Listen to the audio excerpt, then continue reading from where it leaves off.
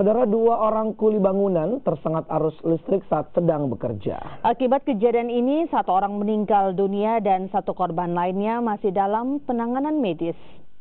Yang Anda saksikan ini merupakan video amatir warga saat kedua kuli bangunan sedang memperbaiki atap bangunan kantor stasiun karantina kelas 1 Kota Sorong. Kedua korban yang tersengat aliran listrik tegangan tinggi langsung dibawa ke rumah sakit. Namun sayang, salah satu korban tidak dapat diselamatkan sementara 1 korban lainnya masih menjalani perawatan. Kedua korban tersengat aliran listrik akibat dari salah satu kabel di bangunan tersebut tidak terbungkus rapi. Polisi yang tiba di lokasi kejadian masih melakukan penyelidikan sementara 1 jenazah korban meninggal menurut rencana akan dipulangkan ke Trenggalek, Jawa Timur.